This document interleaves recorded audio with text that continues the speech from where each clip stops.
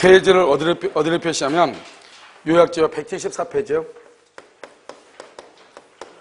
주택임대차 보호법이요. 주택임대차 보호법을 이제 먼저 보는데 그 전에 잠깐, 그럼 여기 보면 핵심 요약 강의 노트로 되어 있죠? 이 핵심 요약 강의 노트요. 어디를 보시냐면 페이지요. 66페이지를 잠깐 보도록 하겠습니다.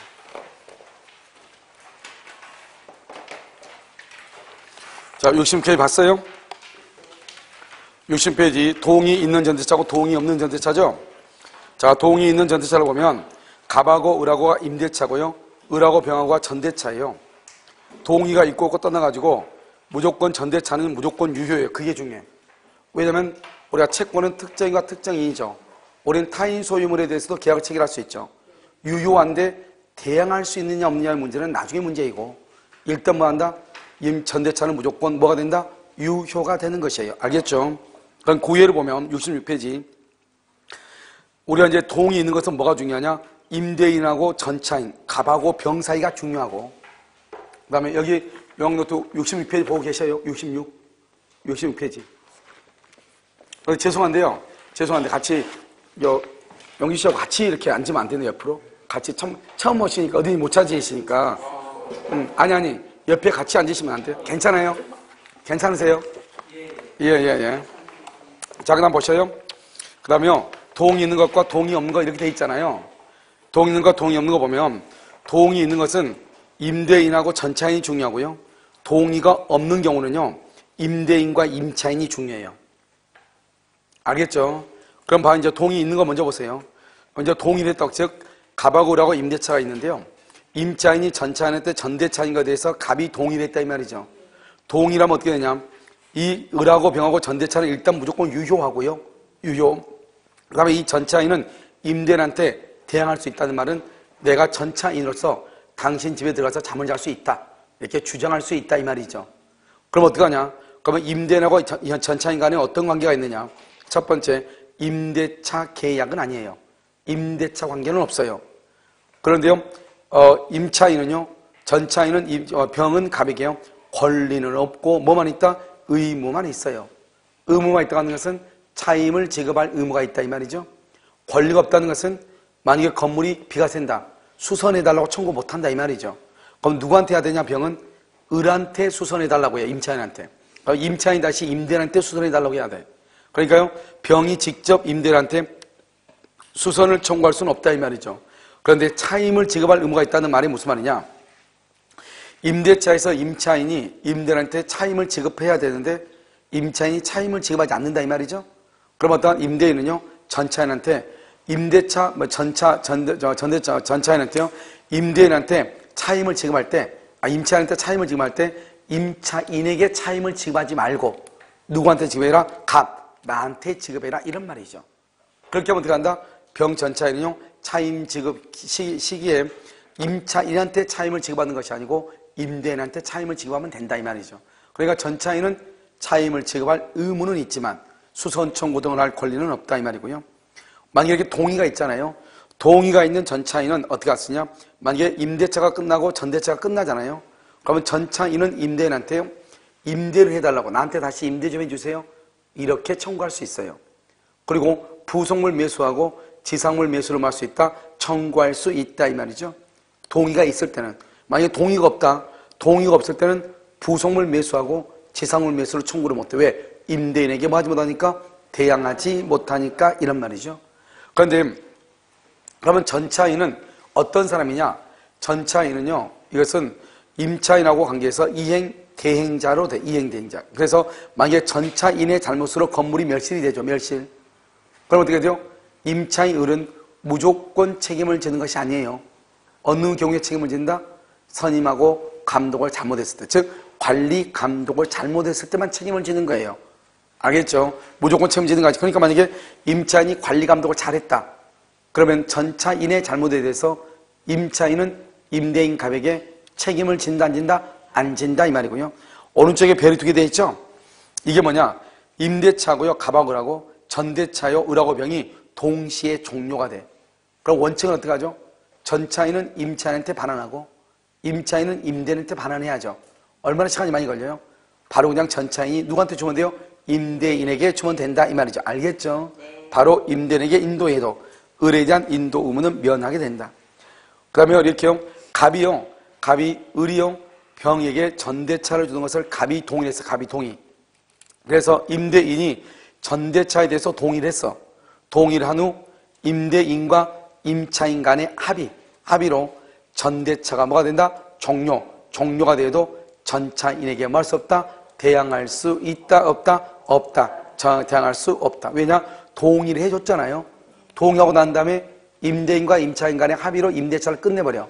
그러면 전차인에게 대항할 수가 없다 이 말이죠. 그래서 이 두 가지도 시험에 잘 나와요. 동의 있는 것, 동의 없는 것 이렇게. 그런데 동의 없는 것을 먼저 봐. 동의 없는 것은 을이 임차인이 전차인에게 전대차를 주죠. 동의 없이 갑에. 그러면 을하고 병 사이의 전대차는 유효해. 이게 중요해. 유효인데 전차인은 임대인에게 자기가 전차인으로서 당신 집에 들어가서 잠을 자고 싶다. 대항할 수 있다 없다? 없다 이 말이죠. 대항할 수 없다. 그러면 우리가 전대차를 줄 때는 항상 이렇게 동의를 받아야 되냐? 그건 아니에요. 그건 아니야. 왼쪽 봐봐. 글씨 많이 써진 거 있죠? 임대인의 동의가 없는 경우에도 무단전대가 임대인에 대한 관계에서 배신적 행위가 아닌 경우, 배신적 행위가 아니다는 말의 뜻이 뭐냐? 을하고 병이요. 을은 남편이고 병은 와이프예요. 을하고 병이 부부예요. 이 두 부부가 갑의 상가 건물에서 가구점을 공동으로 경영을 해요. 가구점을 경영을 한단 말이죠. 그러니까 어떻게 돼요? 이 갑이라는 사람은요, 을하고 비록 임대차 계약을 체결했지만 을도 알고 을의 와이프 병도 알잖아요. 그런데 이 을이요, 다른 지역으로 가가지고 가구점을 하나 더 확장 개업을 해. 그러니까 거기 가서 또 임대차 계약을 써야 될 거 아니에요.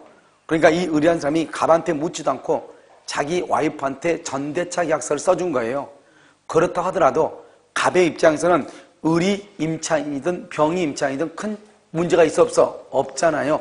그것을 말한다. 배신적 행위가 아니다. 이렇게 봐봐요.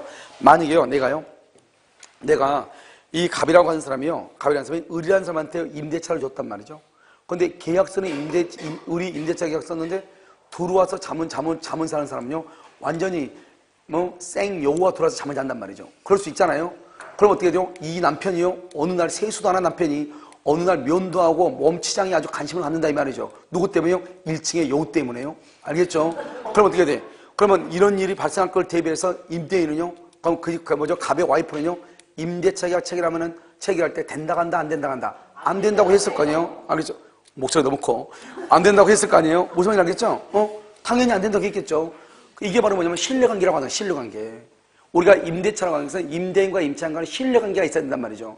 그랬는데 갑자기 우리 계약했는데 병이라는 여우가 와가지고 여기서 자고 있으면 큰일 나잖아요. 알겠죠? 그러니까 이것을 처음부터 이랬으면 안 했겠죠.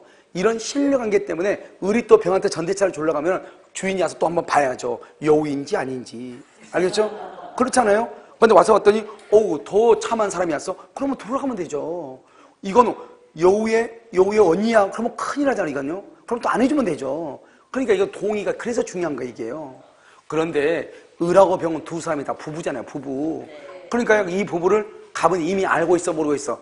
알고 있잖아요. 그러니까 문제가 된다, 안 된다? 안 된다. 그래서 배신적 행위가 아니다. 부부가 공동으로 가구점을 경영한다. 이런 경우는 임대인의 동의가 없어도 뭐 할 수 있다? 대항할 수 있다. 이란 말이죠. 자, 그 다음에 어디 보냐면 병 봐봐, 병. 병을 보면 동의 있는 것과 동의 없는 것이 다르죠. 동의 없는 것 봐봐. 동의 없는 것 병이죠. 병은 불법 점유자죠. 그래서 전차인이요, 목적물이 멸시를 하죠. 그럼 당연히 병은 책임을 져야 되겠죠. 이때 임대인은 무과실 책임이에요. 임차인은, 을은 잘못이 없어도 책임을 져. 왜? 무단으로 전대했으니까. 그런데 그 위에서는요, 을은 어떤 책임을 져? 감독의 잘못이 있으면 책임져. 잘못이 없으면 책임 안 져. 그런데 무단 전대에서는 임차인은요, 무과실, 잘못이 없어도 무조건 책임을 져. 그러니까 병이 갑한테 책임을 져야 되는데 다 못 지죠? 그럼 을이 무조건 책임을 짓는 거예요. 그런데요, 여기는요, 동의 있는 것은요, 병이 잘못했으니까 병은 당연히 책임을 져야 되겠죠? 근데 을은 감독을 잘 했느냐 못했느냐에 따라서 달라진다. 차이가 있어 없어? 있죠. 그 다음에 전차인은 부속물 매수하고 지상물 매수를 청구할 수가 있다 없다? 없죠. 왜 부속물과 지상물 매수 청구할 수 없다? 이것은 동의 있는 적법한 전대차에서 전차인만 행사할 수 있거든요. 동의가 있는 경우에만. 아시겠죠? 그 다음에 이제 갑하고 을로 봐봐. 을이요, 갑의 동의 받지 않고 전대를 줬죠. 그러면 갑은 을하고 임대차 계약을 해지할 수 있어. 해지를 했느냐 안 했느냐가 더 중요해. 해지를 했다. 임대차를 해지해버리면 그러면 어떻게 돼요? 병도 나가야 되겠죠? 병은 열받아 안 받아? 열받죠? 병은 누구한테 쫓아간다? 을에게 쫓아가죠. 그래서 전차인 병은 을에게 담보 책임을 추궁을 하는 것이고요. 그러고 나서 어떻게 한다? 해지하고 나서 갑은 병에게요, 임대인은 전차인에게요, 직접 방해 재폐제, 너 나가 할 수 있다 이 말이죠. 알겠죠? 그런데 만약에 해지를 안 했다, 해지권 행사하지 않았다, 써 거기다가 존속 중이라고 써. 존속 중. 행사하지 않았다, 그걸 말한다? 존속 중이다 말이죠. 이러면 아직 임대차가 존속 중이죠. 그럼 임대차가 아직 존속 중이면 어떻게 돼요? 갑은 여전히 을한테 월세를 받을 수가 있어요, 없어요? 있다. 임차인은 임대인의 동의를 얻어줄 의무가 있고요. 임대인은 임차인에게 차임을 청구할 권리가 있다 이 말이죠. 차임을 청구했다? 그럼 어때요? 임대인은 더 이상 소리가 있어 없어? 없죠. 우리가 월세를 주는 이유가 뭐예요? 월세를 받기 위해서 임대차를 주는 거잖아요. 그러니까 월세를 받았잖아요, 차임을. 그러면 갑은 손해가 없죠? 갑은 손해가 없으니까 어떻게 한다? 병에게 불법 점유를 이유로 손해배상을 청구할 수 있다 없다? 없다. 이 아주 중요해. 이거 별 하나에. 알겠죠? 그 다음에 또 하나 써. 밑에다가 해가지고 어떻게 한다? 갑은 을을 대위해서 병에게 차임을 청구할 수 있다 이 말이죠. 그래서 갑은 누구를 대위해서? 을을 대위해서. 왜? 우리가 이제 동의 있는 전대차의 경우는 직접 뭘 할 수 있다. 동의가 있는 경우는 직접 뭘 할 수 있어? 차임을 청구할 수 있잖아요. 동의 있는 경우는. 그런데 동의가 없는 경우는 직접 차임을 청구 못해. 임차인을 대위해서 병에게 차임을 할 수 있다. 청구할 수 있다. 여러분 이거 지금 동의 있는 것과 동의 없는 것이 최근에 판례에서 문제에서 자주 나오고 있단 말이죠. 알겠죠? 특히 동의 없는 것이 좀 더 많이 나와. 알겠죠? 그래서 두 가지를 다 알아오란 말이죠. 그림을 여러분 딱 알고 있으면 끝이죠. 알겠죠? 이거보다 더 잘 돼 있는 것은 지구상에는 없다. 이렇게 보시면 됩니다. 자요. 죄송해요. 자, 174표 보세요. 174. 유학집 174. 자, 지금부터 여러분요, 주택임대차 보호법을 지금부터 봐요. 주택임대차 보호법. 그럼 주택임대차 보호법을 보려면 먼저 어떻게 해야 되냐? 주택임대차 보호법. 먼저 여러분요, 대항요건이라고 하는 것을 봐야 되고요. 대항요건. 그 다음에 여러분 경매대금 있죠? 이 경매대금에서요, 우리가 우선변제권이라고 하는 것이 있고요. 우선변제권. 그 다음에 뭐가 있다? 최우선변제권. 이것이 있어요. 우선변제권, 최우선변제권. 이렇게. 자, 대항요건을 먼저 대항요건은 주택의 인도. 주택을 인도받고 플러스요, 전입신고. 우리가 이 전입신고를 뭐다? 주민등록 전입신고죠? 이렇게 하면은 이 길 오전 0시, 오전 빵시부터 뭐가 생긴다? 대항력이 생긴다. 우리가 이 대항력이라는 것은 이미 어디에서 우리가 배웠죠? 우리가 임대차에서 배웠죠? 같이 연결되는 거. 그래서 같이 봐야 되는 거예요. 알겠죠? 대항력이 있다. 양수인에게 말 수 있다. 대항할 수 있다. 그래서 대항력이 있다는 말의 뜻이 뭐다? 갑이 있고 여기 을이죠? 을이 전입신고를 했죠? 그런데 이 건물주가요, 병으로 바뀌죠? 병으로 바뀌면 그러면 어떻게 된다? 이 양수인은 대항력 있죠? 전입신고가 있으니까 새로운 양수인에게 말 수 있다. 임차권을 말 수 있어. 주장할 수 있다. 이 말이죠. 그러면 이 양수인은 뭐다? 양수인은 책임을 지는 거죠? 원래 임대인이 누구였죠?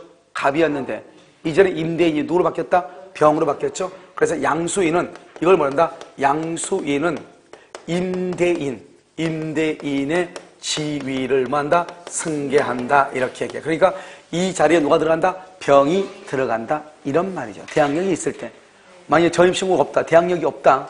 대항력이 없을 때는 누구에게 보증금 반환을 청구한다? 갑에게. 알겠죠? 그래서 이걸 이제 대항력이다 하는 것이고, 우선변제, 여러분 봐봐. 경매대금이요. 매매대금 아니에요. 경매대금에서 우선변제, 최우선변제가 있어. 이 우선변제는 뭐가 있다? 먼저 대항요건 플러스 그 다음에 확정일자라고 하는 것이 있어야 돼. 확정일자. 그런데 여기 최우선변제는요, 먼저 여기 뭐가 있다? 대항요건이 있고, 그 다음에 확정일자는 필요가 없어. 확정일자는 필요가 없고, 그 다음에 여기 뭐다? 경매 기입 등기 전까지. 아무튼 적고서 소액 임차이면 돼. 소액 임차이면 된다. 이 말이죠. 경매 기입 등기 전까지 이렇게. 이것을 여러분들이 이제 우리가 알아야만이 지금부터 이제 주택하고 주택임대차, 상가임대차를 할 수 있는데 주택임대차의 90%는 상가하고 동일해요. 알겠죠? 그러니까 주택을 알면은 상가는 공부할 필요가 없는데 여러분들이 이 주택임대차 보호법에 대해서 잘 모르면 그냥 돈 벌기가 힘들어. 알겠죠? 여러분들이 당장 현장에 딱 뛰어나가면 제일 먼저 부딪히는 게 뭐예요? 주택임대차 보호법이란 말이죠. 무슨 말인지 알겠죠? 그래서 우선 변제 뭐가 있다? 최우선 변제 이렇게 나와 있다. 한번 볼까요? 민사특별법 특별전형 보세요. 173. 제1조 목적. 이 법은 주거용 건물의 임대차. 민법에 대한 특례. 특례라고 되어 있죠? 이거 뭐냐? 봐봐. 민법에 대한 특례는 여기 봐봐. 우리가 민법에는 뭐가 있냐? 민법에는요, 뭐가 있냐면 수선 청구라고 수선 의무라는 것이 있단 말이에요. 민법에는요. 그럼 주택임대차 보호법에는 수선 의무라는 규정이 없는 거예요. 이 주택임대차 보호법에 없는 것은 그냥 민법으로 가고 이 주택임대차 보호법에 전속기간이라는 규정이 있다면 전속기간 있으면 일단 우리 민법에도 전속기간이 있고 주택임대차 보호법에도 전속기간이 다 있어요. 그러면 둘 다 있어도 일단 주거용 임대차는 주택임대차 보호법으로 먼저 따르라 이 말이에요. 먼저 따라. 여기로 먼저 가라 이 말이죠. 아무리 민법에 전속기간이 있어도 민법의 규정을 따르는 것이 아니다 이 말이죠. 그런데 주택임대차 보호법에는 수선 의무라고 하는 것이 있어 없어? 없단 말이죠. 없으면 그때는 이제 또 민법으로 가라 이 말이죠. 그러니까 민법은 주택임대차 보호법에 없을 때는 무조건 뭐로 간다? 민법으로 가고 있으면 둘 다 있든지 아무튼 주택에 뭐가 규정이 있으면 주택임대차 보호법으로 가는 거예요. 그래서 주택임대차 보호법을 뭐라고 하냐? 민법의 특별법이라고 그래. 그래서 우리 뭐란다? 특별법 우선의 원칙이라고 얘기해. 그러니까 똑같은 내용이 주택임대차 보호법에도 있고 그 다음에 민법에도 있다. 그럼 무슨 법으로 가는 것이다? 그것은 주택임대차 보호법으로 간다 이 말이에요. 그것을 특례라고 얘기하는 거예요. 자, 그러면 적용 범위를 봐봐. 이러면 적용 범위는 이 법은 주거용 건물의 전부나 일부 임대차에 적용된다. 임차주택의 일부가 주거 외의 목적으로 사용하는 경우에도 적용이 된다 이 말이죠. 그러니까요, 우리가 이것을 우리 이제 뭐냐면 겸용주택, 겸용. 지금은 이제 이런 것이 없는데 옛날에는 상가 건물 임대차 보호법에 없을 때, 없이. 그랬을 때 어떻게 하냐. 이런 걸 썼단 말이죠. 여기 봐봐. 이게 이렇게 이렇게 10개가요. 여관이 있어요, 여관이요. 여관이 이렇게 방 10칸이 있는데 한 칸을 내실로 썼단 말이죠. 나머지는 다 뭐냐? 여인숙, 여관으로 썼단 말이죠. 나중에 이게 경매가 됐어요. 상가 건물 임대차 보호법이 그때 만들어지기 전에 이 판례에서는 뭐라고 얘기했냐? 이 건물은, 여인숙 여관은 여기 이런 주거용을 쓰고 있죠, 주거용? 이런 주거죠? 이 주거는 뭐냐면 상가 건물의 일부이지. 이것은, 상가 건물의 일부이지. 주거용 건물의 일부가 아니다, 이 말이죠. 알겠죠? 그래서 이것은 상가 건물 임대차 보호법에 적용이 되는 거지. 이것은 주택임대차 보호법에 적용을 받아 못 받아? 못 받는다. 이런 말이에요. 알겠죠? 자, 그럼 다방을 볼까요? 다방을 보면 어떻게 다방? 여기 홀 있죠, 홀 있고 이만큼 이렇게 있잖아요. 여기 보면 또 주방이 있죠. 주방이 있고 여기 방이 이렇게 있었단 말이죠. 그러면 우리가 방도 있고 주방도 있으니까 이쪽은 우리가 주거로서 인정받을 수 있잖아요. 근데 우리가 다방 같은 경우는 어때요? 영업장 홀의 면적이 여기 여기 면적보다 더 대부분 다 커요, 적어요? 크죠? 그러니까 상가 건물의 일부이지 주거용 건물의 일부가 아니다 이 말이죠. 이런 경우는 주택임대차 보호법에 적용을 받을 수가 있다 없다? 없다. 뭘 받는다? 상가 건물 임대차 보호법에 적용을 받는다. 이런 말이. 그래서 주거용 건물의 일부냐 상가 건물의 일부냐 이런 말이죠. 자, 한번 볼까요? 1번 주거용 건물 임대차죠. 기억. 주거용 건물에 해당하는지는 옆에 주고 공부상의 표시를 기준 거기 줄 것이고 공부상의 표시를 기준 X 아니에요. 뭘 한다? 실지 용도. 그럼 봐요. 우리 이제 노량진에 보면 학원이 하나 있는데 노량진이요. 봐봐요. 노량진 한국법학원이 어디가 건물이요. 5층짜리인가 뭐 그렇거든요. 4층인가 5층인가 이렇게 했는데 노량진 한국법학원이 어디에 있냐면 3층에 있나? 3층에 법학원이 있단 말이죠. 그런데 4층에 이번에요. 여성용 원룸으로 나왔죠. 원룸. 상가 건물인데 공부상을 뭐로 됐죠? 상가. 근데 실제로 지금 뭐라고 했죠? 원룸으로 만들어서 월세를 줬단 말이죠. 실제 용도가 뭐예요? 주거용이죠, 주거용. 그러니까 그것은 주택임대차 보호법에 적용을 받아, 4층은. 실제로 뭔데? 상가인데 무슨 법을 적용받아? 주택임대차. 그러니까 실지 용도 이렇게 얘기하는 거예요. 알겠죠? 자, 너희는요, 주택임대차 보호법에 적용되는 임대차 계약 체결 당시 이런 봐봐 여기. 이러면 여기 우리 학원 뭐예요? 학원 뭐예요? 상가죠. 상가인데 누가요? 원주에 갑자기 방이 부족하대. 가지고 원룸하면 불티나게 팔린대. 그러니까 이거 학원 해가지고 아침마다 와가지고 저녁까지 가는 거 가느니 때려 부시고 빨리 원룸으로 만드는 게 낫겠죠? 그래서 나중에 계약 상가 학원 하고 있다가 다 나가라가고 갑자기 이걸 원룸으로 만들었다 이 말이 중간에. 그러면 이것은 원룸으로서 주택임대차보호법의 적용을 받아 못 받아? 못 받아. 계약을 체결할 때 어떤 목적으로 계약을 체결했냐 이 말이죠. 학원을 하기 위해서 계약을 했죠? 그러면 상가 처음부터 임대 목적으로 해가지고 계약 뭐죠? 주거용 임대를 목적으로 원룸 목적으로 했죠? 그러면 주택임대차.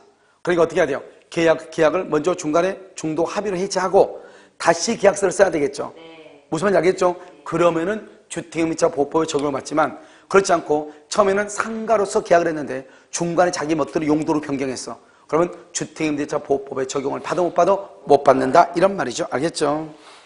그래서 두 번째 끝에 그 후 임의로 주거용으로 개조했다. 임의로 개조했다. 적용이 있을 수 있다 없다? 없다. 자, 이것은요. 건물에서 아직 미등기다. 미등기. 이런 미등기 무허가 건물 필요 없어. 이러면 거기다 써. 디귿 옆에다 써. 미등기 무허가. 미등기 무허가 건물. 무허가 되는 거 있어. 주택임대차. 주택임대차 하고요. 그 다음에 지상물 매수청권.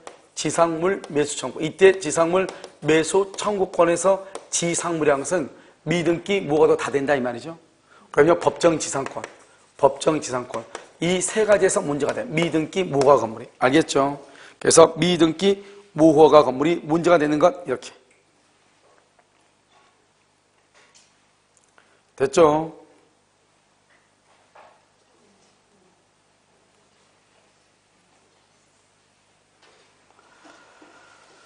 됐나요? 자, 됐죠? 다음 봐봐. 그 다음에 디귿 봐봐, 디귿. 디귿 했죠? 리을이라고 하는 것은 뭐냐면, 이게 이제, 이게 이제 다른 거라고 참 특이한 게 주택이. 여러분, 주택임대차 보호법은요, 사실요, 아주 법하고는, 법의 논리하고는 전혀 맞지 않는 기이한 현상을 가지고 있는 거예요. 오직 임차인만을 보호하고요, 임대인의 재산권이 사실상 많이 침해가 되고 있는 이런 것이에요. 그래서 보면, 우리가 이제 건물 봐봐. 건물 토지가 이렇게 있죠. 토지가 이렇게 있고 건물이 이렇게 있죠. 그런데요, 건물에만 저당이 있다. 저당권이 있다. 그러면 이 저당권자는 건물에 경매대금에서만 돈을 받아요. 토지가 경매되면 돈 못 받아요. 알겠죠? 어디에만 저당이 있으니까. 건물에만 있으니까. 그런데요, 주택임대차는 어떤 거냐? 가봐 이렇게 건물에 두 개 있잖아요. 이렇게 있죠. 그런데 주택이니까 건물에 대한 임차인이잖아요. 이 임차인은요 어떻게 하냐? 건물에 대해서 임차인이죠. 그런데 건물의 경매대금과 대지의 경매대금 전부에서 돈을 받도록 돼 있어요. 이게 참 특이해요. 됐죠? 그런데 만약에요, 이 건물이 무허가도 된다고 그랬죠. 무허가도 아까 이게 무허가야? 무허가의 임차인이에요. 그런데요, 무허가니까 경매가 안 될 거 아니에요? 땅만 경매돼서 땅만. 그러면 땅만 경매되면 땅에 대해서 경매대금에서 돈 받을 수 있어 없어? 있다니까요. 알겠죠? 두 개가 같이 경매가 돼요. 두 개가 같이 경매가 됐는데 건물에는 또 경매가 취하가 됐어. 대지만 경매가 됐어. 대지에 경매되면서 돈 받을 수 있어 없어? 보증금 받을 수 있다니까. 배당받을 수 있다니까요. 이게 특이한 거라 이 말이죠. 우리가 원래 토지의 저당을 잡으면 토지의 경매대금에서 돈을 받아야 되잖아요. 주택은 둘 다에서 받는 거예요. 알겠죠? 그래서 이제 거기 리을을 보면 어떻게 되겠다. 알겠죠? 보면 주거용 건물의 임대차라고 하면 같은 법의 적용 대상을 줄고 대지를 제외한 건물에만 한정하는 취지는 아니다. 거기 줄고 대지를 제외한 건물에만 한정하는 것은 아니다 이 말이죠. 그 다음에 그 밑에 줄 대지 및 건물의 경매를 신청했다가 그중 건물에 대한 경매가 취하됐다. 대지 부분만 낙찰됐다. 대지에 대한 낙찰 대금에서 보증금을 우선 변제받을 수가 있다 없다? 있다. 이게 특이하다니까요. 그러니까 좀 있으면 이제 뒤에 이제 나오는데 우선 변제, 최우선 변제 할 때 보면 이 매각 대금에서 우선 변제, 최우선 변제를 받잖아요. 대지의 경매 대금을 포함한다 이렇게 돼 있어. 알겠죠? 자, 그다음에 미등기 전세죠. 우리 봐봐. 우리가 전세권은 뭐냐? 우리가 아무 말 없이 전세권 그러면 어떻게 한다? 먼저 전세금 주고 전세금 주고 등기가 되어 있는 것을 전세권이라고 그래. 전세금 주고 등기가 되어 있는 걸 전세권이라고 그래. 전세금은 줬는데 등기가 안 돼 있으면 그것을 미등기 전세라고 그래. 그것을 다른 말로 뭐라 한다? 채권적 전세라고 얘기해. 다른 말로 임대차와 동일하게 취급을 해. 그래서 여기 지금 뭐라죠? 미등기 전세죠? 미등기 전세를 뭐라 한다? 채권적 전세라고 얘기해. 채권적 전세. 뭐하고 똑같이 취급해버려? 뭐하고 똑같이 취급해? 민법의 임대차. 알겠죠? 채권적 전세라고 해가지고 그 민법의 임대차하고 동일하게 취급을 해버려. 됐죠, 지금? 그래서 이렇게요. 그래서 여러분 주택에 등기하지 아니한 전세 계약에 대해서는 이 법을 준용한다. 이 법을 준용한다. 주택임대차 보호법이 적용이 된다. 등기하지 않는 전세. 등기된 전세권은 준용한다, 안 한다? 안 해. 그것은 민법이 적용돼, 민법. 자, 법인. 이런 법인 봐봐, 법인. 우리가 뭘 해야 되냐, 여기 봐봐. 전입신고를 해야죠. 전입신고는 뭐가 있어야 돼요? 주민등록번호가 있어야 되죠. 주민등록번호. 주민등록번호가 있어야 될 거 아니에요? 알겠죠? 주민등록번호. 민법이 임대차. 그런데 여러분 전입신고를 해야 되니까. 근데 법인은 뭐 회사죠, 회사. 회사는 사람이다, 아니다? 아니죠.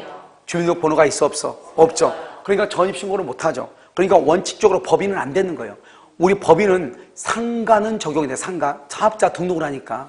그런데 주택임대차는 적용이 안 되는 것이에요. 그런데 예외적으로 뭐가 되냐? LH공사, 그 다음에 주택사업을 목적으로 하는 지방공사, 그 다음에 중소기업 있죠? 중소기업, 기본법에 의해서 보호되는 중소기업. 이것은 인정이 돼요. 알겠죠? 다른 것은 인정 안 돼. 원래 안 된다고. 왜? 뭐를 못하니까? 그럼 봐봐. 법인은 원칙적으로 주택임대차 보호법의 적용 대상이 아니다. 원칙적으로 적용 대상이 아니야. 예외적으로. LH공사. 이런 거 혹시 봐봐. 이런 거 우리 보면 모자과정 있죠. 모자과정. 모자과정이라든가 또 뭐가 있냐면 우리가 그 최상위 뭐 계층이 사는 사람들 있잖아요. 이런 경우에 뭐를 하냐면요. 국가가 이 사람들을 위해서는 주거생활의 안정을 기해주기 위해서 일단 국가가 그 사람들한테 주택을 임대해주는 정책을 쓰고 있단 말이죠. 그러니까 LH공사라든가 원주에도 보면 무슨 뭐 다 있어요. 알겠죠? 이런 지방공사에서 뭐 주택사업 목적 기본으로 한 지방공사에서 일단 건물을 싸게. 그럼 이런 혹시 LH공사 같은 데서 빌라 같은 거 가지고 있으면 3층짜리 건물 이렇게 가지고 있으면 2층짜리 건물 그걸 자기네들한테 장기로 임대 보통 10년 뭐 5년 이렇게 임대해달라고 하는데 그걸 임대해주면 어떡한다? 자기네들이 다 올수리를 해. LH공사도 올수리 해가지고 그것을 어떡한다? 만약에 자기네들은 1억에 100만 원에 임대를 해. 그러면 어떤다? 그것을요, 자기네들 또, 그 모자과정이라든가 최상위 계층들 있잖아요. 그런 사람들 싸게, 뭐 1000에 뭐 10만 원씩 이렇게 해가지고 뭐 다시 월세를 준단 말이죠. 그럼 어떻게 돼요? 집 없는 사람이 들어와서 쾌적한 환경 속에 살 수 있잖아요. 그런 것을 하기 위해 사는 거란 말이죠. 알겠죠? 그래서 한번 보시면 거기 법인이 임차한 경우 이렇게 됐죠? 그래서 법인은 뭘 할 수 없다? 주민등록을 고비할 수 없다. 알죠? 그래서 맨 끝에 주택 우선 배정권 같은 것을 행사할 수 있다 없다? 없다. 이게 원칙이에요. 그런데 예외적으로 봐보세요. 국민주택기금 재원으로 하여 저소득층 무주택자에게 주거생활의 안정을 목적으로 전세 임대주택을 지원하는 법인 뭐다? 한국토지주택공사 LH공사죠. 그 다음에 지방공사 주택사업을 목적으로 하는 지방공사 알죠? 이런 사람들이 이제 사람을 선정해서 그런 사람들하고 임대차 계약 체결하고 그 사람이 들어와서 그 집에서 전입신고를 하죠. 그러면 그 사람들의 전입신고를 LH공사 전입신고로 봐주는 거예요. 그러니까 법인은 전입신고가 원래 안 되잖아요. 그러니까 안 된단 말이죠. 그런데 그 사람들이 들어와서 여기서 전입신고를 하게 되면 그 사람들의 전입신고를 누구의 전입신고로 봐줘? LH공사 전입신고로 봐준다 이 말이죠. 됐죠? 그 다음에 어디 있냐? 3항 중소기업 기본법에 의해서 중소기업에 해당하는 법인이죠. 이런 봐봐. 이런 중소기업 같은 경우 기숙사 같은 거 만들려면 얼마나 힘들겠어요. 돈 들고. 그러니까 그 사람들이 빌라 같은 것을 싸게 빌린단 말이죠. 빌려가지고 자기네 직원들 거기다 기숙사에 집어넣는데 옛날에는 중소기업 같은 것은 자기네 법인 이름으로 계약을 해. 그러니까 나중에요 뭐가 문제되냐? 법인은 원칙적으로 전입신고를 못하니까 대항력이 없는 거예요. 대항력이 없으니까 건물이 경매되면 돈을 못 받단 말이에요. 이런 일이 너무나 많으니까 중소기업 기본법에서 정의하고 있는 중소기업에 해당하는 법인이 건물을 빌리고 알겠죠? 그래서 그 직원이 거기 들어가서 전입신고를 하죠. 그러면 이 전입신고하면 그 법인 직원의 전입신고를 법인의 전입신고를 봐준다 이 말이지. 알겠죠? 그러면 중소기업도 나중에 경매가 되면 보호를 받아 못 받아? 받아. 알겠죠? 그래서 어떻게 하면 된다? 원래 법인은 된다 안 된다? 안 돼. 누구는 된다? LH, 지방공사, 중소기업 된다 안 된다? 된다. 이렇게 됐죠 지금? 일시가 뭐냐 할까요? 우리가 주택에서 했죠? 주택에서 아마 민법에서 임대차에서도 일시는 며칠 잠자는 거. 알겠죠? 그때는 우리는 그런데 우리 주택임대차보호법은 최단 기간을 몇 년을 보장하죠? 2년. 그러니까요. 주택임대차 보호법이 적용될 여지가 있다 없다? 없다. 며칠간 잠자는 거 안 된다 이 말이죠. 그래서 적용되지 아니한다 이렇게. 작년에 우리 시험에 나왔죠? 일시 사용 적용되지 않는다. 자, 그럼 대항력이죠. 여러분들 대항력을 이제 봐. 여기 이제 보면 여기 보라고. 이렇게 쓰면 대항력은 주택에 인도하고 전입신고를 하죠. 그런데 이 대항력이라는 것이 봐. 원래 대항요건이란 말하고 대항력이란 말하고 대항력 발생하고 서로 다른 말이란 말이죠. 그러니까 만약에 주택 인도가 2월 1일이고 전입신고가 2월 1일이다? 그러면 이 길이니까 2월 3일 오전 0시부터 대항력이 발생하잖아요. 그러니까 대항력이란 말하고 이 두 가지를 말한다. 이 두 가지를 대항요건이라고 하거든요. 대항요건하고 다른 말임에도 불구하고요. 사법시험 같은 거에서도 어떻게 나왔냐? 대항요건하고 대항력하고 똑같이 취급을 해. 사실 이건 정확하게 말하면 말이 다른 거란 말이죠. 그런데요, 똑같이 취급하고 있으니까 너무 크게 신경 쓰지 말고. 자, 그 다음에 이제 그 다음 영시인데 이 대항요건이 의미가 있는 것이 뭐냐? 대항요건이 의미가 있는 것은 특히 경매에서 의미가 있다. 경매에서. 그래서 우리가 이제 이 주택임대차 보호법은 저당권에 대해서 조금 알아야 돼요. 알겠죠? 그래서 여기서 보면 뭐냐? 말소 기준 권리라고 하는 것을 알아야 되죠. 말소 기준 권리 뭐가 있죠? 저당권, 근저당권, 압류, 가압류 이렇게 있잖아요. 이렇게. 그럼 어떻게 되냐? 여기서 이렇게 갑이라는 사람이 건물 있고 여기 A가요 저당권이 있다. 그럼 여기요 B가요 임차권이 있다. 그러면 C가요 근저당권이 있다. 이런 말이죠. 그러면 여기 이제 보면 여기 지금 갑이 A가요 임차인이 있다. 그러면 여기요 B가요 근저당권이 있다. 자, C가 가압류가 있다. 이렇게 여러분 있을 거 아니에요. 그럼 먼저 이제 경매가 딱 되면 말소 기준 권리를 먼저 찾으라고 그랬죠. 어디가 있어? 저당권이 있네. 여기가 있어. 근저당권. 여기 어디? 근저당권. 여기 가압류. 이렇게. 그럼 어떻게 한다? 둘 중에서 제일 위에 있는 게 어디예요? 저당권이죠. 저당권 이하는 모두가 다 소멸해. 경매가 되면. 이걸 소멸주의라고 그래. 소멸주의. 그러니까 우리가 이제 경매가 되면은 등기부를 빨리 봐. 등기부를 보면 저당권, 근저당권, 압류, 가압류 이렇게 돼 있단 말이죠. 그럼 여기 말소 기준 권리라고 되어 있죠. 말소 기준 권리. 아니죠. 이 말소 기준 권리가 둘 중에서 제일 위에 있는 건 A가 말소야. A 이하는 정보가 다 없어져. 그러면 이 건물을 경락받은 을이 경락인이죠. 이 경락인한테 을, B는 대항할 수가 있다 없다? B는 대항할 수 있어 없어? 없다 이 말이죠. 여기는 여기서 이제 경락인이죠. 병이 경락인이죠. 경락인 이렇게 있을 거 아니에요. 경락인 그럼 어떻게 돼요? 여기 이 두 번째는 다 없어지죠. 그러면 임차권을 소멸한다 안 한다? 안 해. 이 사람은 소멸하지 않아. 소멸하지 않는다는 것은 보증금이 1억이다. 그러면 경락인이 책임을 진다 이 말. 소멸하지 않는 것은 책임을 진다는 것은 뭐다? 경락인이 인수한다. 인수주의라고 얘기해. 그 말의 뜻은 임차인은 임대차 보증금을 경락인에게 청구할 수 있다 이런 말이에요. 알겠죠? 그러면 여기서 우리가 순서가 저당권자가 빠른지 임차인이 빠른지 저당권자가 빠른지를 비교를 해야 될 거 아니에요. 알겠죠? 이걸 어떻게 비교하는가 이런 말이죠. 자, 보면 이렇게 한다 이 말이죠. 주택의 인도 플러스 전입신고하죠? 그럼 여기서 뭐가 나온다? 대항력이 나와. 대항력. 이 대항력하고요. 이때 대항력하고 그 다음에 여기요 저당권 등기, 저당권 등기를 비교를 해. 근데 요즘은 이게 조금 어렵게 돼 있는 게 왜 그러냐면 저당권의 등기의 효력은 언제부터 발생하죠? 등기가 완료될 때부터. 옛날에 그랬는데 지금은 등기는 언제부터 효력이 발생한다? 접수시로 송금한단 말이에요. 이게 문제란 말이죠. 아무튼 그렇다 치고 여러분 그걸 알고 있죠? 그걸 가지고 좀 더 비교한다 이 말이죠. 자, 그러면 이제 순서가 누가 더 빠르냐? 누가 임차권이 빠르냐? 대항력이 빠르냐? 알겠죠? 저당권이 빠르냐? 이 두 가지를 이제 가지고 이제 본단 말이죠. 그럼 보면 여기서 주택의 인도가 2월 1일, 전입신고 2월 1일. 주택의 인도가 2월 1일, 전입신고 2월 2일, 저당권은 2월 3일. 여기는요 2월 1일 이렇게. 여기는 뭐죠? 같은 날이다. 같은 날이고 여기는 뭐다? 다음 날이다. 이걸 뭐다? 같은 날이다. 여기는 뭐다? 다음 날이다. 이게 차이가 있어. 됐죠 지금? 그러면 2월 1일, 2월 1일이니까 대항력은 언제다? 2월 2일 0시죠. 여기는 2월 1일 9시죠. 9시. 아무 말 없으면 그냥 9시로 보는 거예요. 확정일자나 등기는 아침에 문 열어야 하는 거잖아요. 9시로 보는 거예요. 그럼 어떻게 되죠? 대항력하고 저당권하고 어디가 더 빨라요? 저당권이 더 빠르죠. 저당권이. 그러면 저당권이 여기는 1번이고 임차인이 2번이다 이 말이잖아요. 여기는요 2월 1일 2월 1일이죠. 그럼 여기는 언제? 2월 3일 0시죠. 0시. 여기는 언제죠? 2월 3일 9시죠. 9시. 누가 더 빨라요? 임차인이 더 빠르죠. 그러니까 이것은요, 여기에 해당하고, 이것은 여기에 해당하는 것이다. 이 말이죠. 이렇게. 그러면 시험에 뭐라고 나오냐? 주택인도와 전입신고를 받은 같은 날, 당일에 뭐가 있다? 저당권 등기가 접수가 되고 저당권 등기가 완료가 됐다. 접수가 되고 등기가 완료가 됐다. 그러면 언제다? 2월 1일이다. 이 말이에요. 저당권은요. 그런데요, 전입신고는 그 다음날 0시죠. 그러니까 또 알아야 되겠죠. 저당권이 1번이고, 전입신고가 임차인이 2번이다. 그럼 경미가 되면 어떻게 돼요? 경미가 되면 뭐죠? 전부가 다 소멸한다. 알겠죠? 그래서 임차인은 경락인에게 보증금 반환을 청구할 수 있다, 없다? 없다, 이 말이고. 그 다음에 나오죠?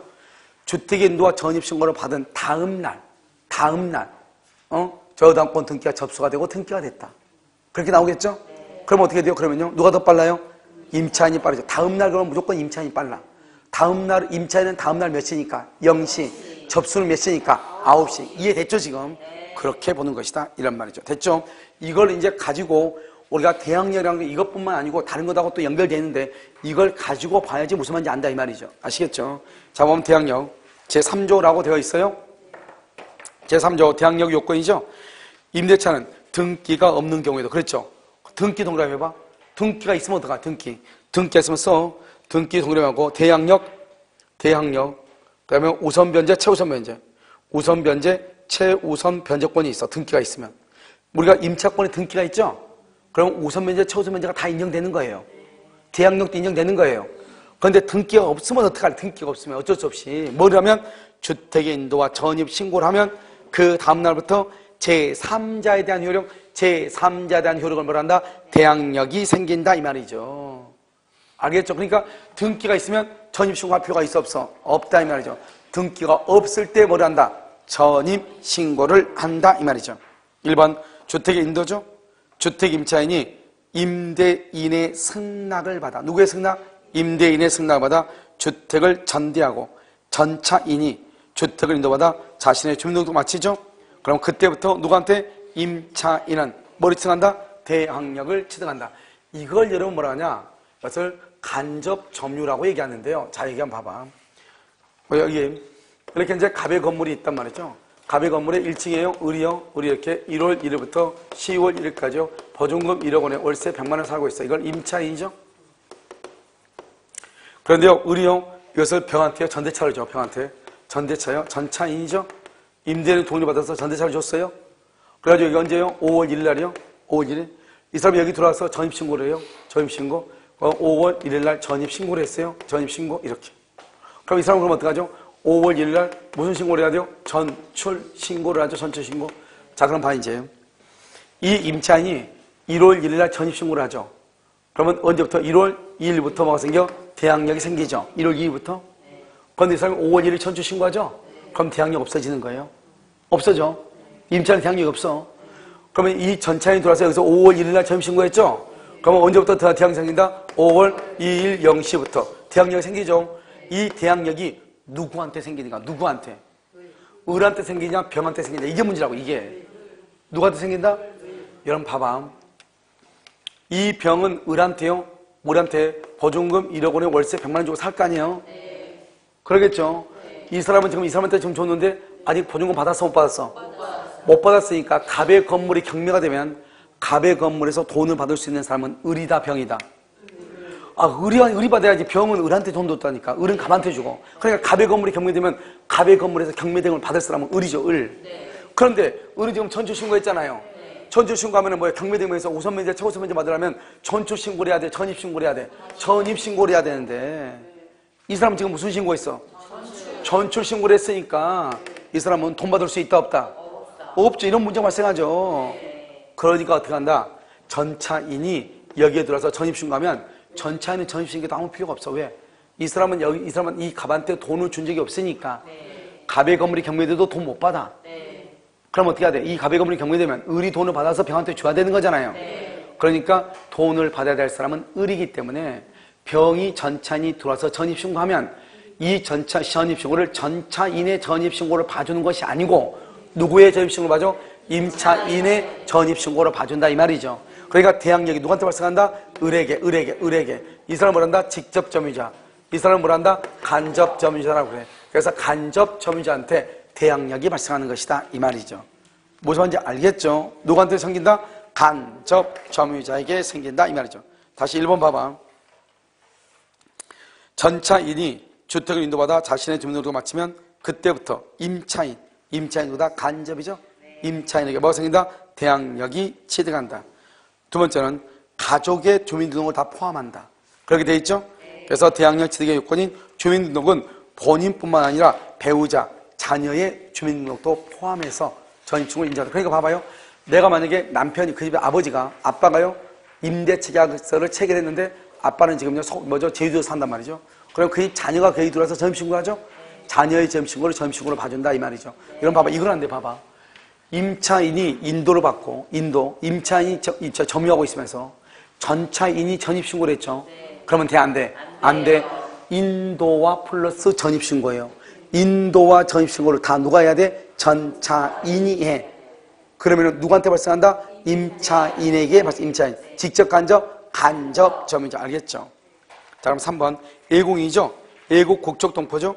예국인 또는 예국 국적 동포의 동포가 한 예국인은 예국인 등록, 예국 국적 동포 체류지 변경 또는 국내 고소라든가 고소 이전 신고를 하죠? 이런 것도 주민등록과 똑같이 봐. 그러니까 예국인이나 예국 국적 동포는 뭐 한다? 예국인 등록이나 또는 체류지 변경, 국내 고소 신고, 고소 이전 신고 똑같아. 여러분 고소하고 주소하고 뭐냐면 고소는 주소에는 이르지 않아요. 고소는요. 그런데 주소는 뭐냐면 우리 주민등록법상의 주소지는 적어도 1개월 이상을 살 수 있어야 되죠. 주민등록은요. 민법상의 주소는 생활의 근거가 돼야 되는데 그 정도는 아니지만 알죠? 그래서 여러분들이요 우리가 그 현재지라고 해가지고 잠깐 여러분 여름에 같은데 물놀이 갔는데 뭘 주문했는데 오늘 안 온대. 내일 안 온대. 나 내일 출발해야 되는데. 그럼 우리가 어떻게 하죠? 아 그러면 우리가 어디로 펜션 가니까 그 펜션으로 직접 배달해달라 할 수 있어 없어? 있죠. 그런 경우를 이제 가주소로 해. 가주소. 거짓말로 주소를 해가지고 한다 이 말이죠.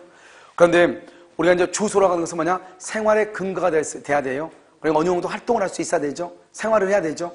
근데 그 정도는 아니지만 알죠? 약간의 며칠 동안 체류하면서 거기서 이제 하고 있단 말이죠. 그것을 뭐한다? 거소라고 얘기하는 거예요. 주소 정도는 이르지 않는 것. 알겠죠? 그것을 거소다 이렇게 얘기를 해요. 자, 4번은요. 점유 계정이죠.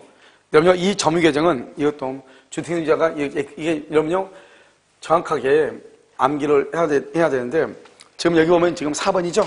자, 4번 점유 계정은 뭐냐 이런 것이죠. 봐. 이 지금 갑이라는 사람이요 1월 1일 날 여기다 전입 신고를 하고 등기를 했어. 등기.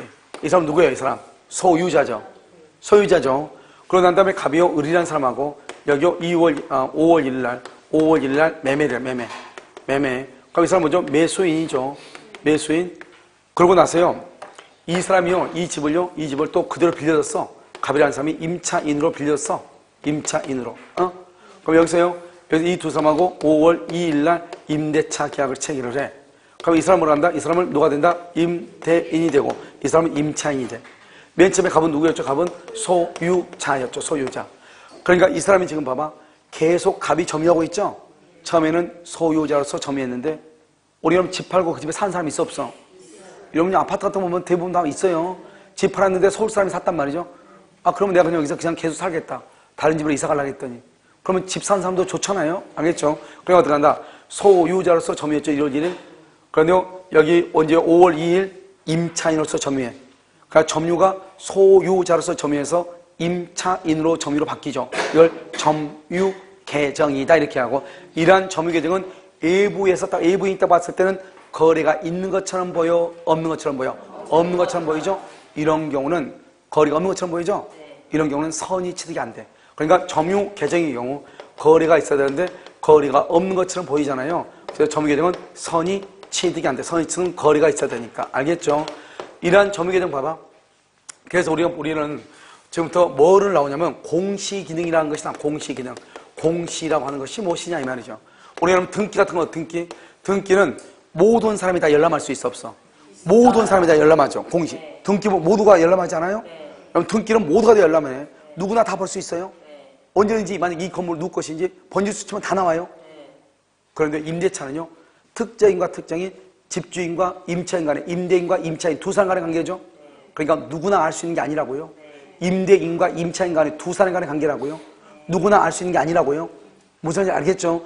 그러니까 뭐가 문제가 되냐? 다른 사람 아무도 몰라요. 그러니까 이 사람이 임차인으로 살고 있다고 하는 것을 제3자가 인식을 해야 되는데 맨 처음에는 이 사람 앞으로 등기가 돼 있죠. 그냥 갑이 다 저 집은 갑의 집이라고 하죠. 근데 지금도 갑이 살고 있어. 그냥 사람들은 다 뭐라고 한다? 전 갑의 집이라고 생각을 하죠. 원래는 누군데?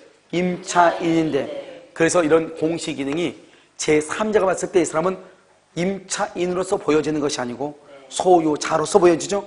그래서 대항력이 없는 것이에요. 알겠죠? 없어. 그럼 어떻게 해야 된다?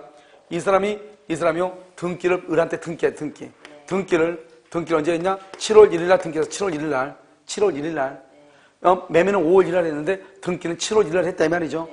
그러면 이제는 딱 등기 볼 때니까 을이 소유자로 돼 있잖아요. 언제? 7월 1일? 그러면 이 갑은요 언제부터? 7월 2일 0시 7월 2일 0시부터 뭐가 생긴다? 대항력이 생긴다. 자, 한번 보셔요. 전입신고를 마친 소유자가 그 주택을 타인에게 매도함과 동시에 이를 다시 임차하여 잔금 수령일부터 임차인으로서 거주한다. 돼 있죠 지금? 이런 경우 어때요? 매수인에게 소유권 이전 등기를 격려해 준 날 이후 소유권 이전 등기를 격려해 준 날 이후 그 다음날 0시부터 뭐가 생긴다? 대항력. 그러니까 여기서 중요한 키워드가 뭐다? 등기를 격려해 줘야 돼. 등기. 알겠죠? 만약에 등기가 계속 갑으로 되어 있다. 임대차 계약을 체결했는데도 불구하고 그러면 외부 사람은 계속 이 사람을 누구로 본다? 소유자로 본다 이 말이죠. 알겠죠? 자, 오케이. 됐죠? 지금 이 두 가지를 잘 보고 그 다음에 이제 여러분 뭐를 보냐면 우리가 대장 있죠. 대장은 뭐가 주죠? 대장은 뭐가 주야? 주된 것이 뭐고 부차적인 거 뭐죠? 주된 것이 뭐고 부차적인 거예요? 주는 뭐냐면 사실이에요. 사실. 부차적인 게 뭐죠? 권리예요. 소유자가 누구이냐? 등기부는요. 등기부는요. 뭐가 주예요? 뭐가 주예요? 주가 권리예요. 권리. 부차적인 거 뭐죠? 부차적인 건 사실이에요. 사실. 그러니까 등기부는 권리가 주니까요. 갑과 을구가 주고요. 사실이니까 표제부가 부차적인 것이에요.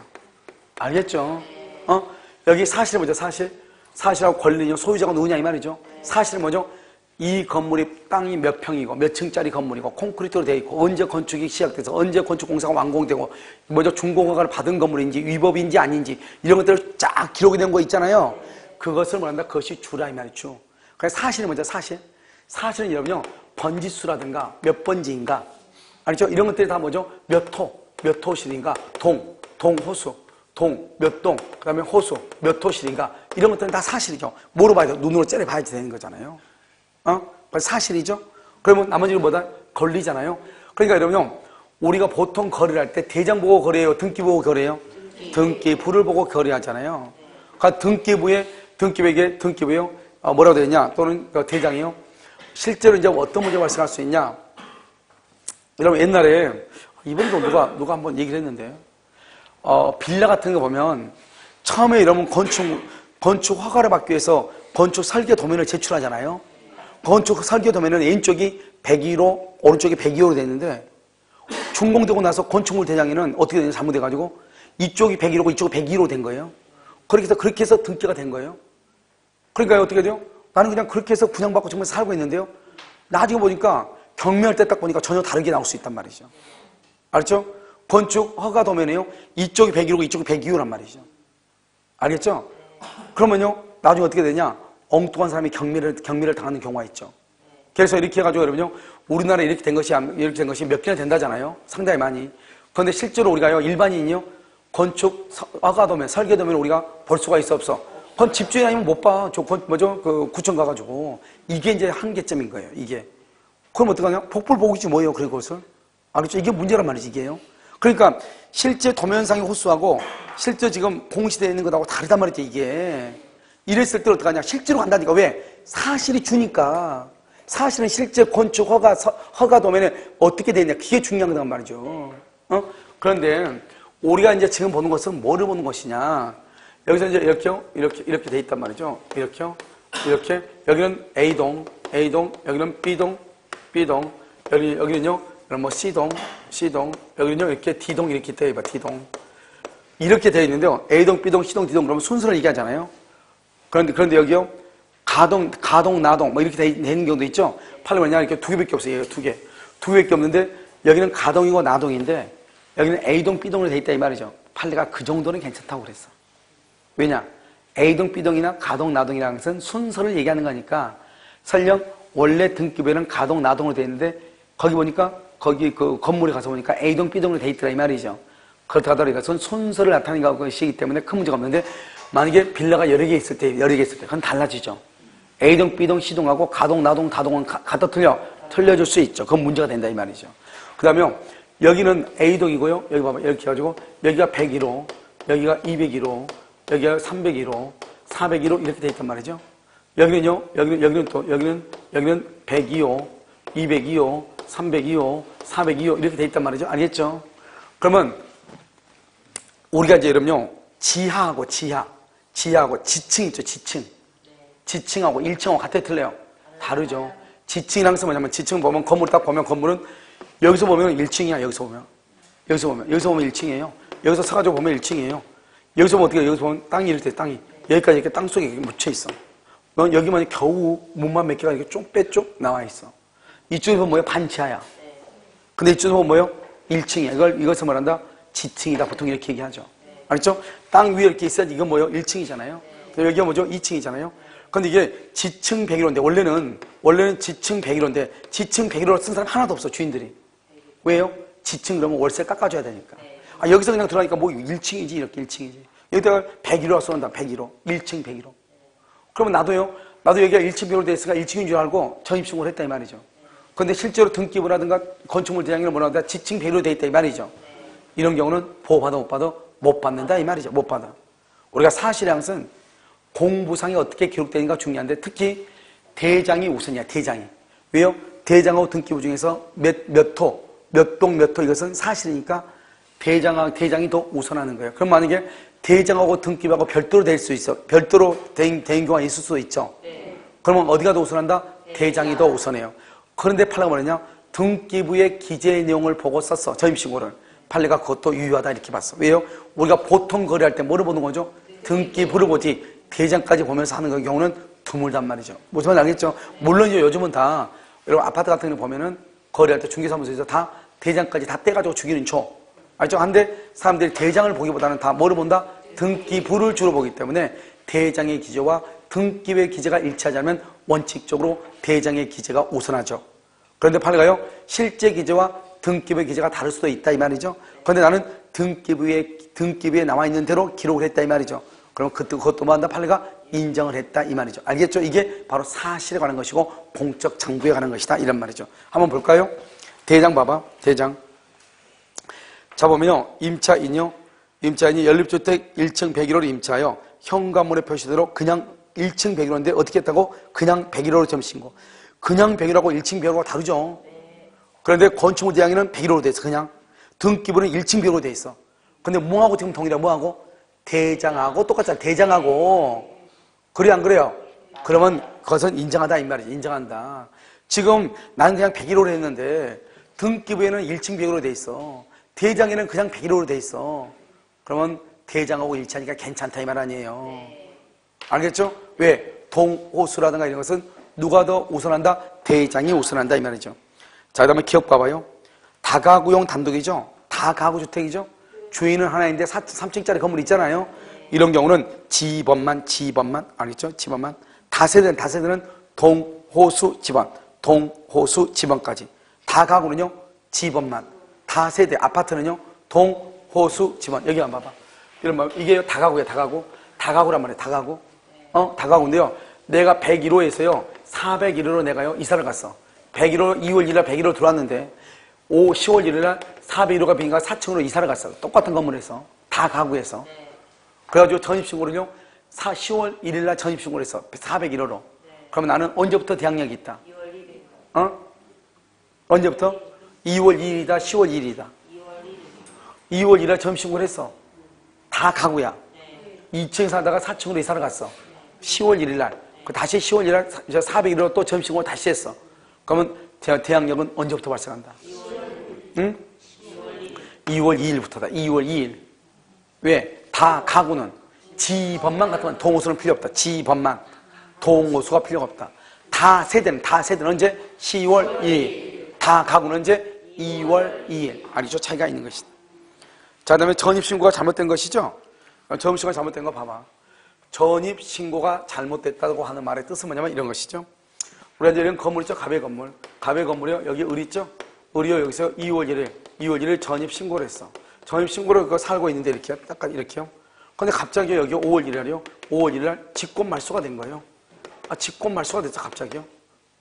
전입신고, 을이 전입신고예요. 그래가지고 어떻게 하죠? 이 사람이요. 7월 1일 날이요. 재등록을 했어요. 재등록. 이 재등록을 할 때 이의제기를 했어, 이의제기. 이의제기를 해서 재등록된 경우 있고, 이의제기를 하지 않고 재등록된 거 두 가지가 있다, 이 말이죠. 여러분요, 이의제기를 했다. 그럼 어떻게 돼요? 이의제기를 했다. 알겠죠?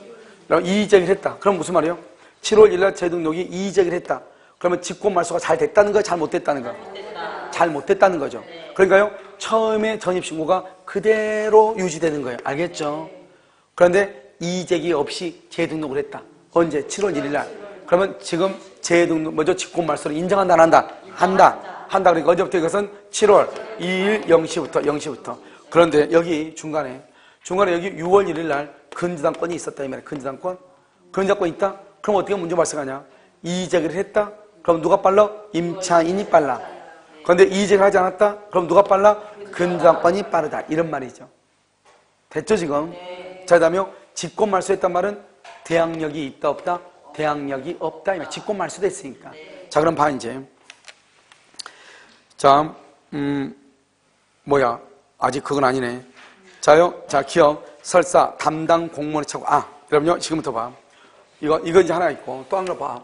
우리가 여러분요, 이게 쭉 이렇게 한번 봐봐요. 우리가 여러분요, 신고서를 작성을 하죠. 신고서를 작성해서 신고서를 제출하죠. 제출하면 어떻게 돼요? 제출하면 여기서 검토를 하죠. 검토해서 나서 뭘 한다? 수리하죠. 수리하고 나서 등록을 해. 등재. 주민등록부에 등재한단 말이죠. 알겠죠? 이런 과정을 거친다, 이 말이죠. 자, 그럼 봐봐. A라고 하는 사람 1번이요. 작성을 했어. 100번지로. 똑같아. 잘했어. 제출했어. 100번지로.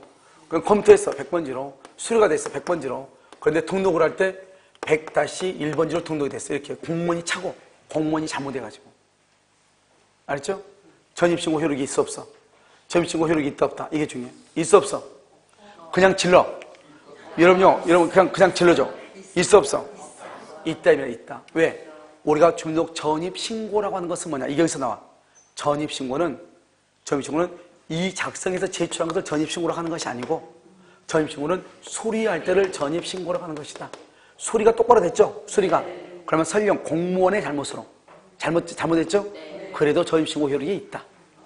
알겠죠? 자요, 2번요. 100-1번으로 잘못했어, 100-1번으로 잘못했어. 100-1번으로 잘못했어. 100-1번으로 수리가 됐어. 왜? 공무원이 발견을 못했어. 잘못 신고되는데 그걸 발견을 못했어. 그래가지고 100-1번으로 됐어. 대항력이 있다, 없다? 없다. 이건 없다. 안 돼. 내가 처음부터 신고를 잘못했고 공무원이 발견 못했어. 그건 안 돼. 내가 잘못했으니까. 자, 그 다음에 여기 3번.